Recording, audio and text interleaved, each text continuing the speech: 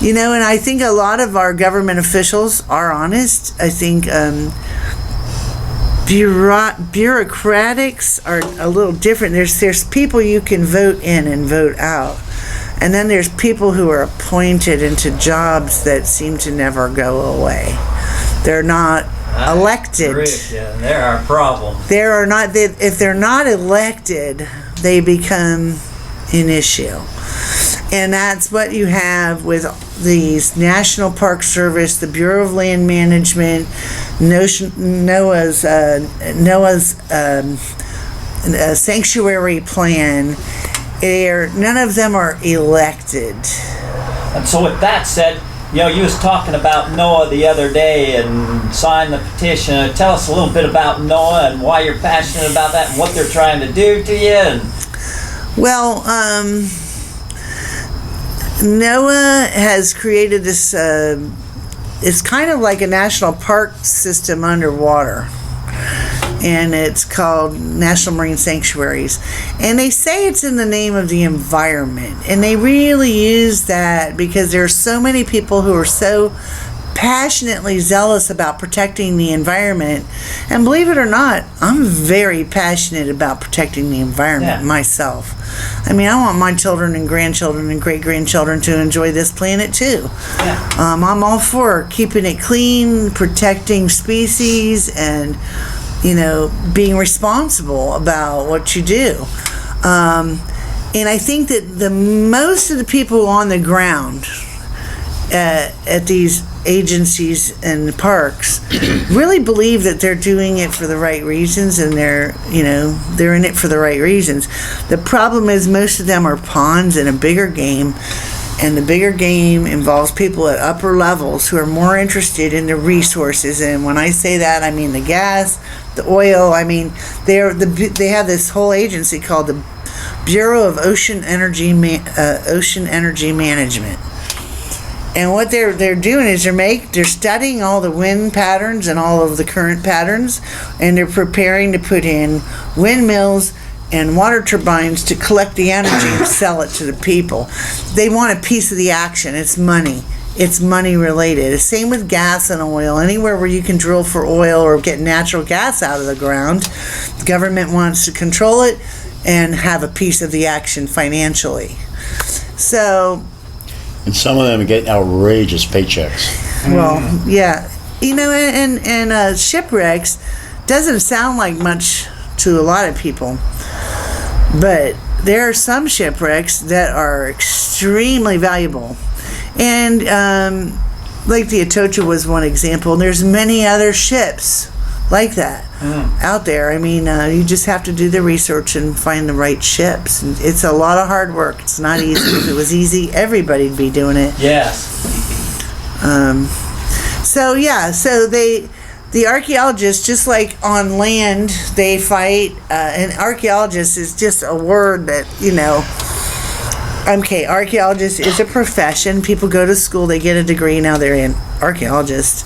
And then they created these clubs, only archaeologists can be in, and they have a very strict code of ethics. And part of their code of ethics, I think, is to stop people who haven't gone to school from doing what they want to do. Because and I haven't researched this, but somebody said a lot of the people who originally went out and got this archaeology degrees, in when it first became a really big thing, couldn't find jobs once they got their degree after going to school for so long and studying.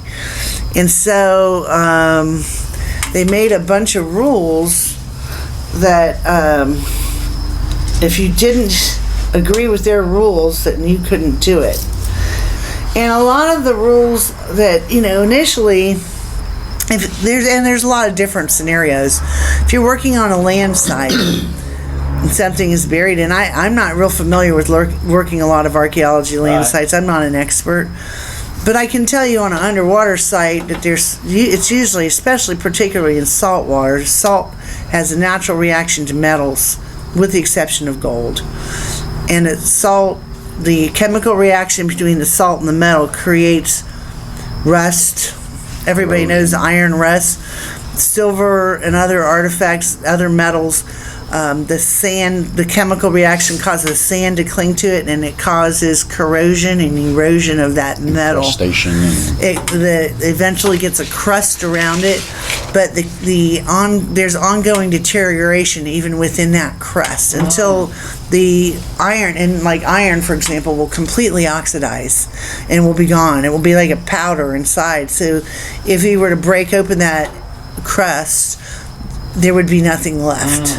Okay. And silver is that way too. Not quite as bad as iron, but it does deteriorate. It deteriorates over time. And if you're depending on the environment where the ship sank, like on the east coast of Florida, there's constant wave action and sand moving, and every winter there's big storms, and in the summer there's hurricanes. All of this is continuous action that is continuing to break and erode the things more. And then there's teredo worms anywhere where there's wood. It's like an underwater termite. They are like a little tiny worm that gets embedded in the wood, and it eats the wood, and it's not going to last forever.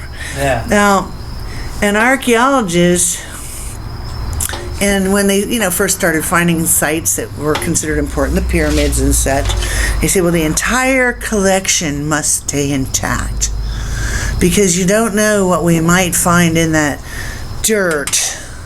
There might be seeds we've never seen from, or things that didn't exist. We might learn stuff. Well, in theory, in the beginning, it might have sounded good, but today there have been so many sites found, so many things brought up and donated. The institutions like, for example, the Smithsonian can't even keep track of all the stuff they have, their collections. And they get to a point where, okay, they have 100 boxes from this dig that was done when somebody wanted to build a house.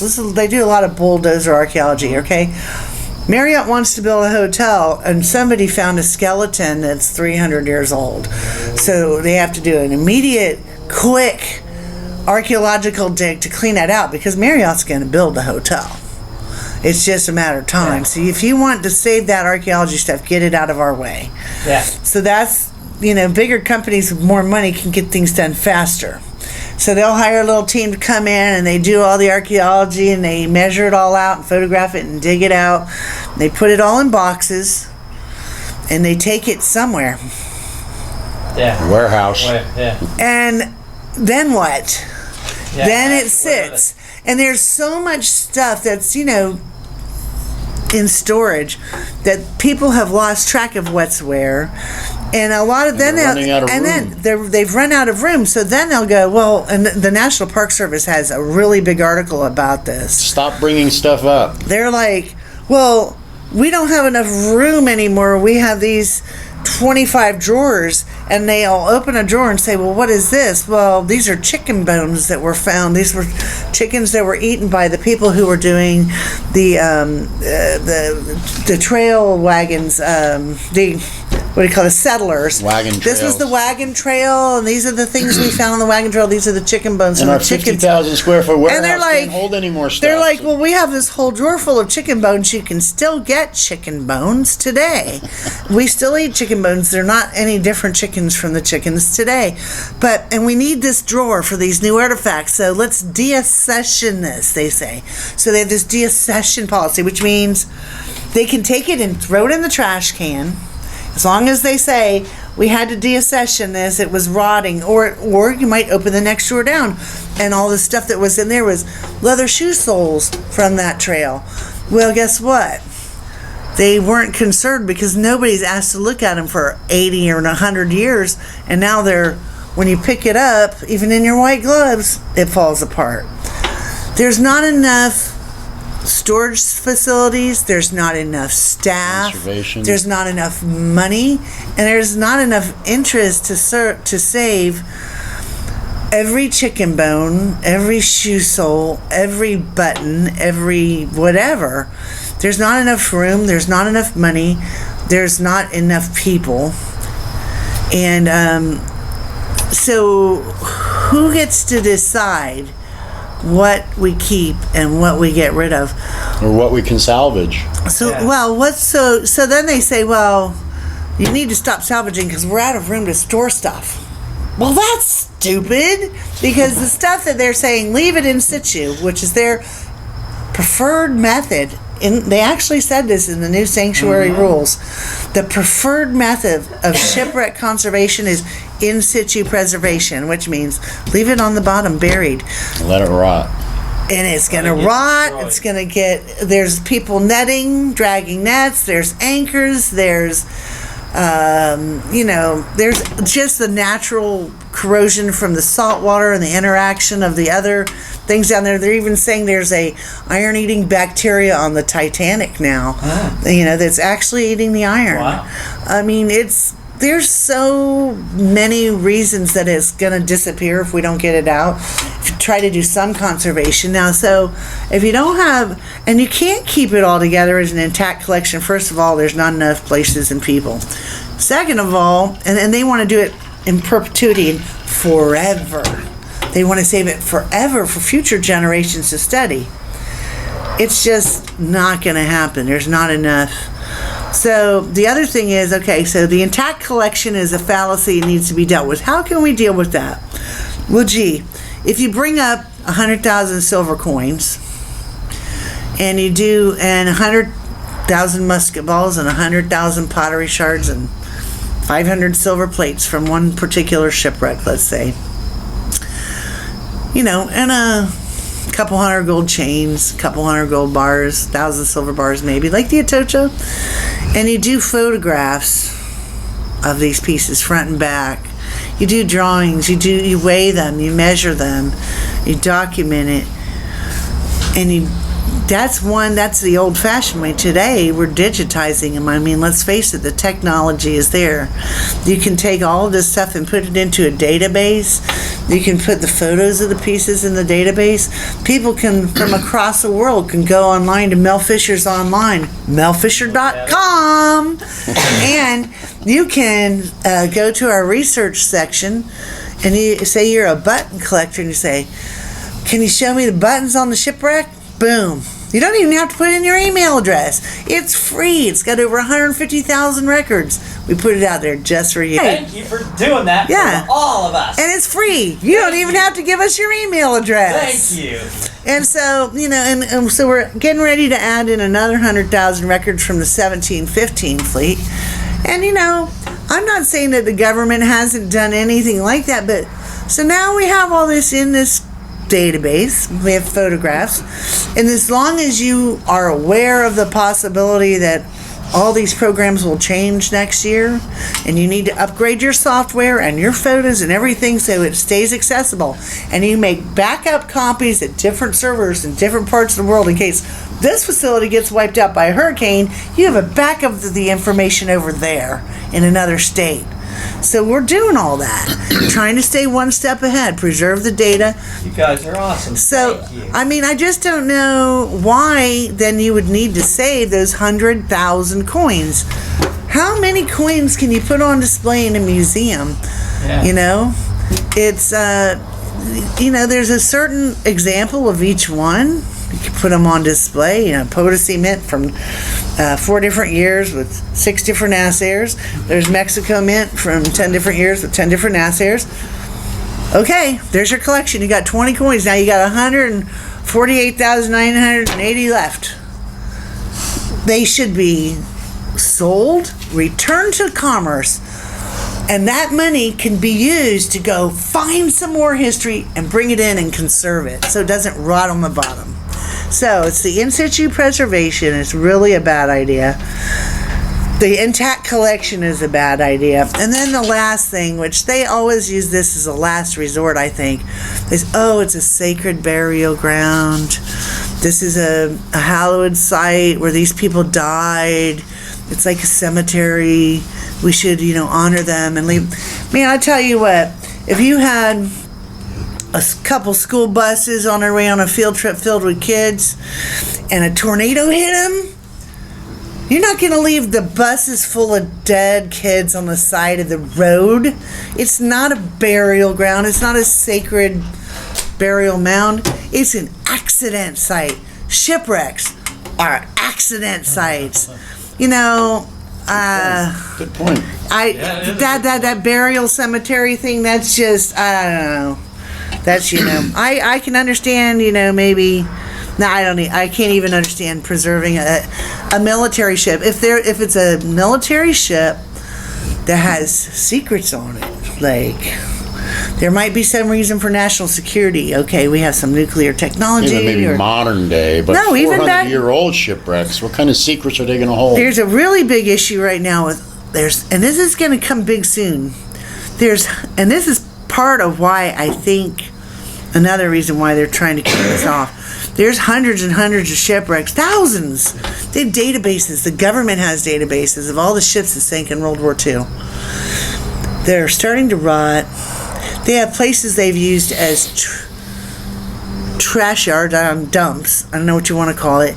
Where this ship was decommissioned, let's go sink it. They have piles. You can look on a NOAA chart and it says, you know, this is a no zone, and it's military dump site.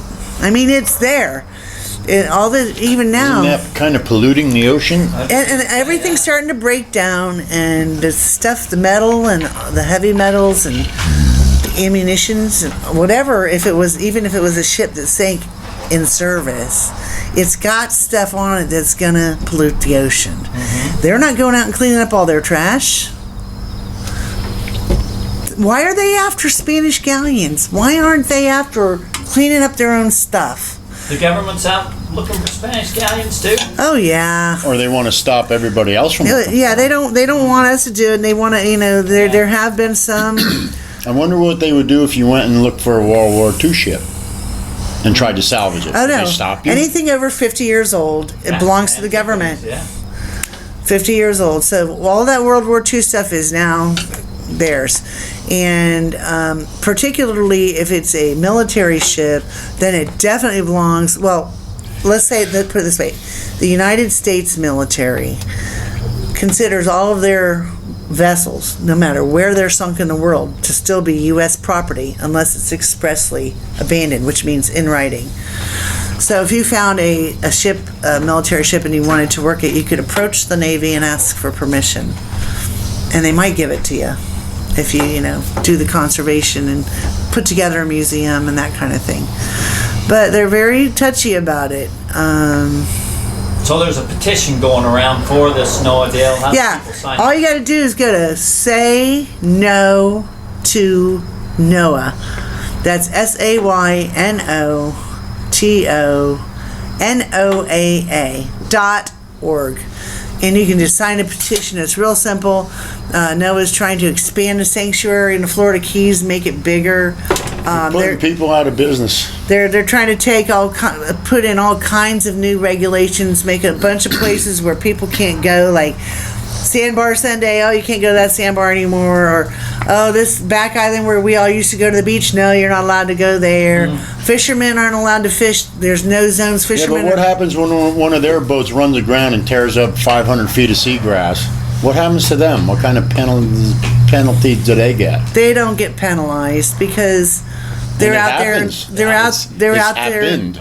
out there in the name of science, trying to do good, so they don't get penalized. The fishing guy that took him out fishing got penalized. Yeah. There was a guy recently took a bunch of NOAA people out fishing, and he took them to a spot, and I guess one of them caught something that was either out of season or whatever, and I think he was like, I don't know if he was reading the paper while they were fishing, and they got boarded by Fish and Wildlife, and some of the stuff they had, they weren't supposed to have.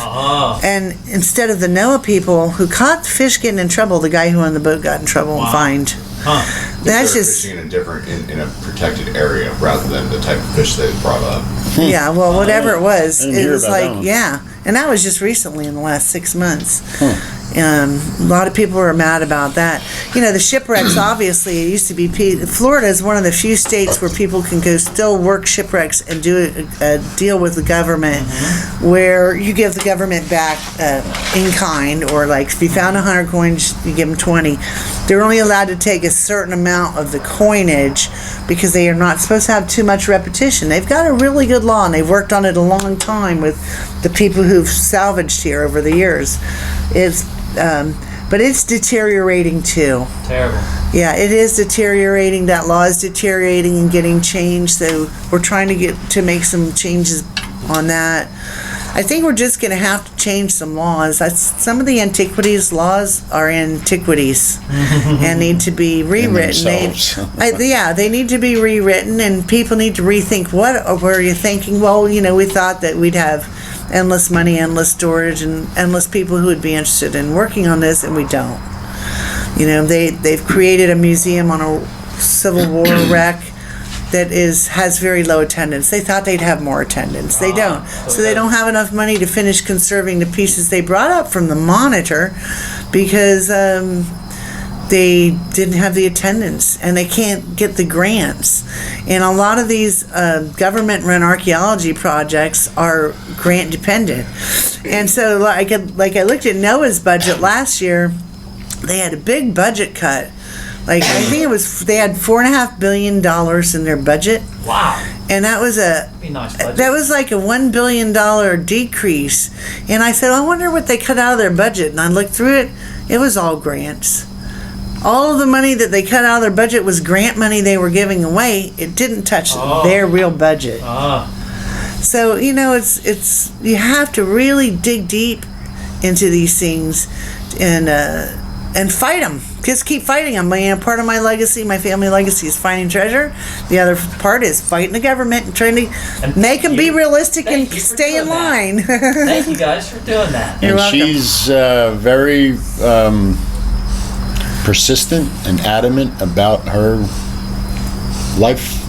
livelihood and her Legacy. I think we can bring them around. I think we could just have to show passionate. Show the That was truth. the right word I was looking for. Show the truth and you know, talk. I don't know. I hope we can.